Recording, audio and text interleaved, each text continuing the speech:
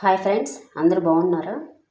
ఈరోజు మనం ఈ వీడియోలో దోసకాయ పచ్చడి చాలా టేస్టీగా,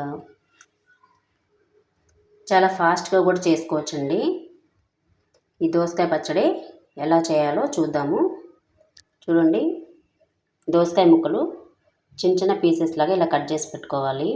పచ్చిమిర్చి మీ కారంకి సరిపడా, మీరు ఏ కారం ఎంత తినగలరో చూసుకొని వేసుకోండి. ఇప్పుడు మిక్సీ జార్ తీసుకోవాలండి. అందులోకి పచ్చిమిర్చి, దోసకాయ ముక్కలు ఇందులో వేసి పచ్చివి మనం గ్రైండ్ చేసుకోవాలి.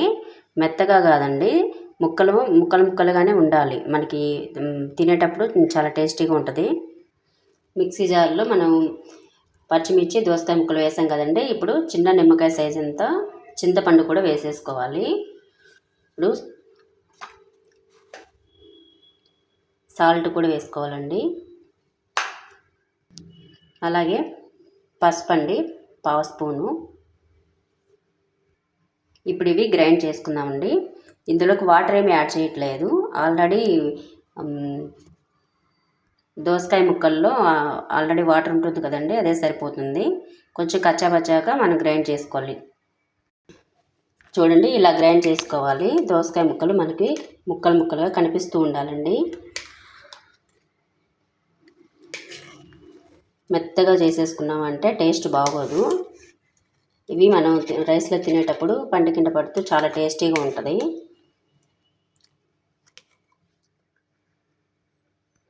ఇప్పుడు మనం పోపు పెట్టుకోవాలండి. స్టవ్ మీద ప్యాన్ పెట్టుకొని ఒక 2 టేబుల్ స్పూన్ల ఆయిల్ వేసుకోవాలి.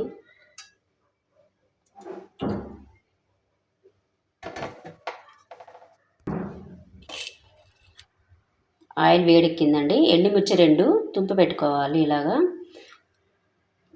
మినపగుళ్ళండి ఈ పోపులో వేసుకోవాలి.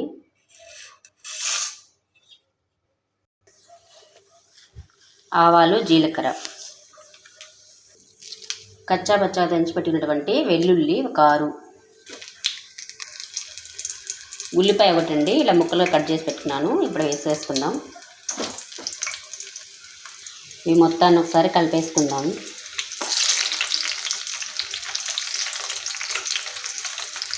ఈ ఉల్లిపాయ ముక్కలు మీరు మిక్సీ పట్టేటప్పుడు కూడా వేసేసుకోవచ్చండి. అయితే మెత్తగా చేసుకోకూడదు. ఉల్లిపాయ ముక్కలు కనిపిస్తూ ఉండాలి. కొంచెం కచ్చాపచ్చాగా పట్టుకోవాలి మిక్సీ. ఇప్పుడు కరివేపాకు వేసేసుకుందాం. ఈ ఉల్లిపాయ ముక్కలు బాగా ఎర్రగా వేగాల్సిన అవసరం లేదండి. కొంచెం గోల్డెన్ కలర్లో ఉన్నా పర్వాలేదు, టేస్ట్ బాగుంటుంది. కొంచెం పచ్చిగా ఉంటేనే రుచి బాగుంటుంది. మనం గ్రైండ్ చేసి పెట్టినాం కదండి ఈ దోసకాయ పచ్చడి, ఇది ఈ పోపులో వేసేసుకుందాం. ఇది మొత్తం బాగా కలిపేసుకోవాలండి. ఆయిల్లో ఈ పోపు మొత్తంలో కలిసేలాగా మంచిగా బాగా కలిపేసుకోవాలి.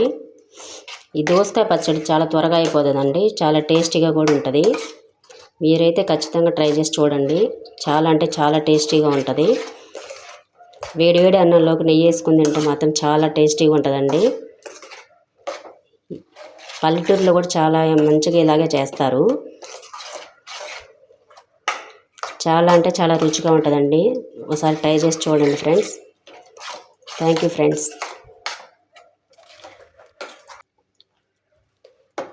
ఒక 2 నిమిషాలు ఇలా కలిపేసుకోండి, మంచిగా ఉడికినట్టు అయిపోతుంది ఫ్రెండ్స్. చాలా టేస్టీగా ఉంటుంది. ఒకసారి ట్రై చేయండి.